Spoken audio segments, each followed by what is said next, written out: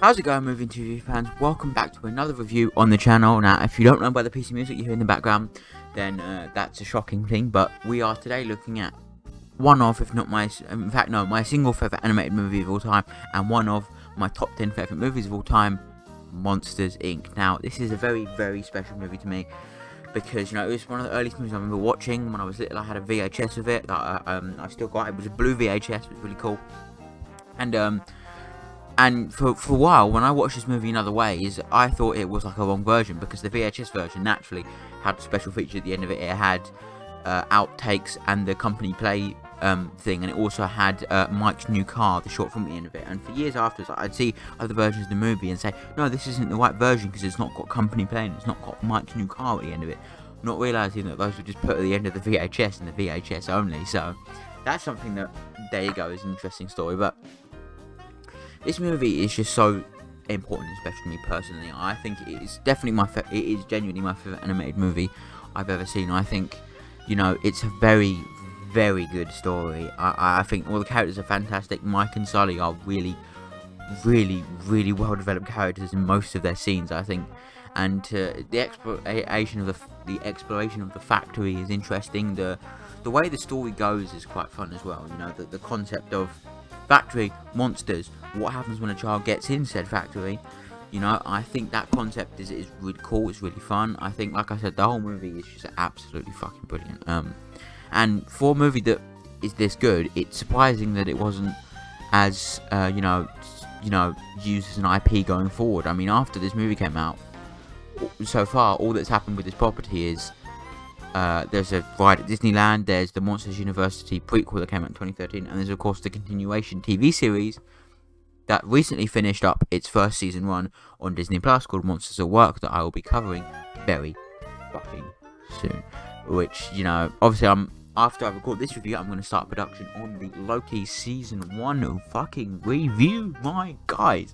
But yeah, this is Monsters Inc. It's an iconic movie that has, led to a lot of memes. Most notably, the most famous meme to come from the movie is, of course, the piece of music you're hearing now, simply titled Monsters Inc., written by and composed by famous animated movie composer Randy Newman, and it's a fantastic piece, and the whole soundtrack to Monsters Inc. is also fucking fantastic as well. And I think one of the most interesting things is that they hired an actress to speak gibberish, and she was paid for it, which is just the most unusual thing in the world, but kind of cool that it happened with it at the end of the day. It's quite, like I said, the whole overarching concept of the movie is fantastic. When I was little, I always wanted to visit the factory, and Monsters Inc. for me is just a personal favourite of mine. Like I've already said, I think, it's an absolute triumph in, animated storytelling, and I think I was just thinking when I was watching this movie, the animation nowadays looks so much better than it used to. Not that it didn't look good then, but nowadays animation is an art form, and not that it wasn't back then, but it really is just like a form of art nowadays because they look and sound so fantastic.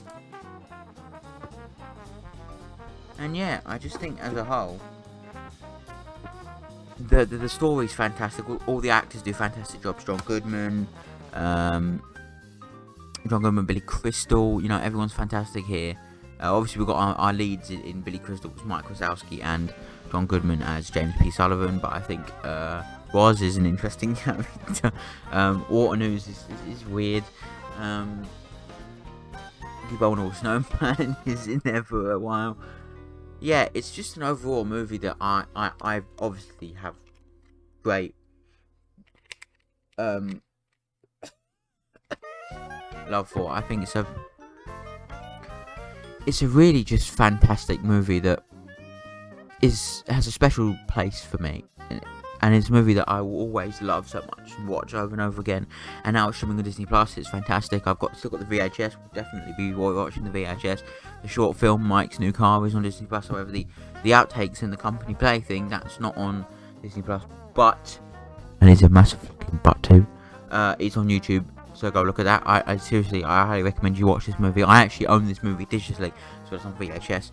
So, that's just how important of a movie it is to me.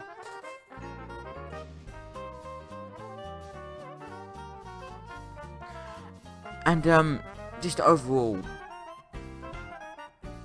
I just can't really explain how fantastic this movie is. It just really is one of the...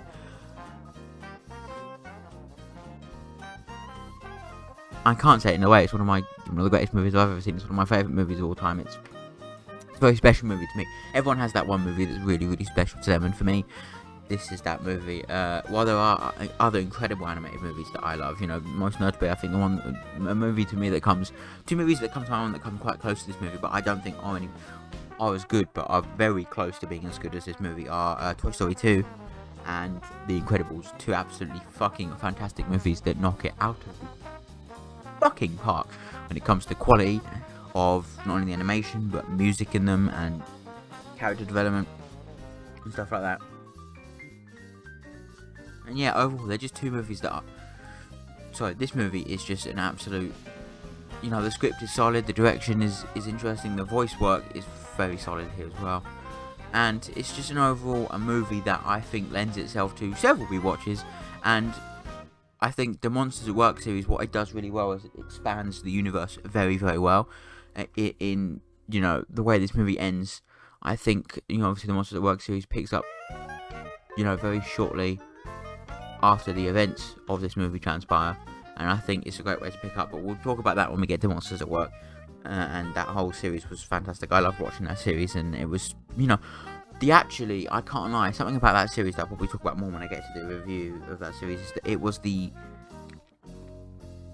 first non-Marvel Disney Plus series that I actually watched when each episode was released. I never saw the full... I haven't finished Mandalorian season 1 and 2 yet, but it was the first non-Marvel series that I actually watched every episode on release each and every week.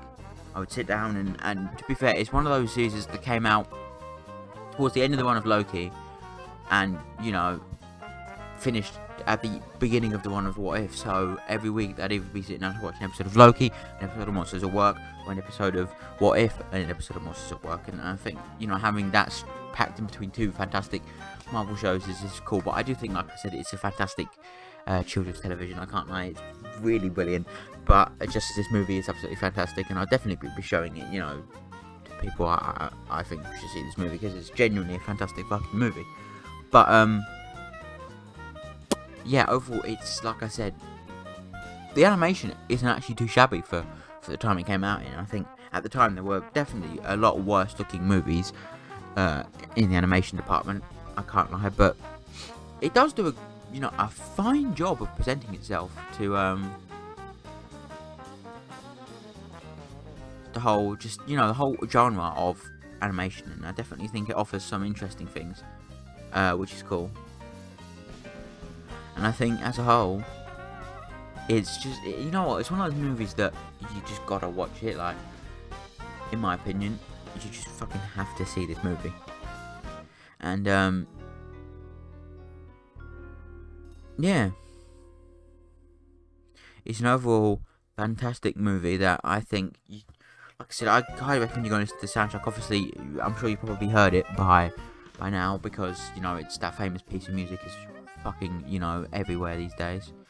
But yeah, I've been going to the cinema a lot more often recently. I don't know if you could tell if you've been following my at Mike Quazzo IRL Twitter account. You know that I have been living in the cinema.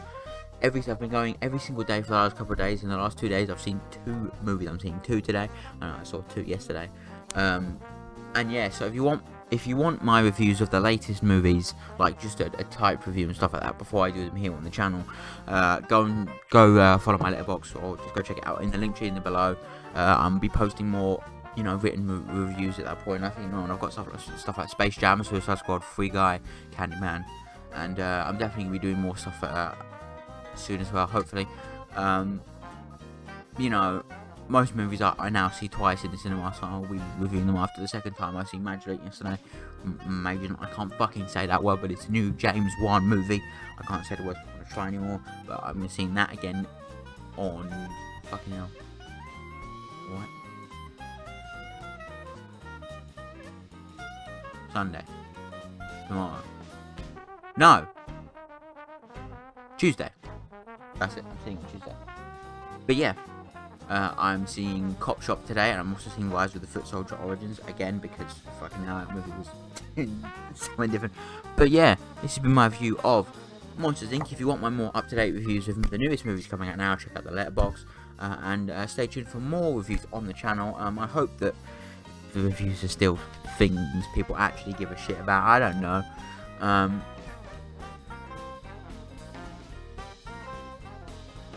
But yeah, thanks for watching. Have a wonderful day.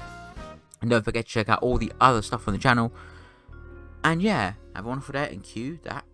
And cue my fucking terrible fucking outro. Bye for now.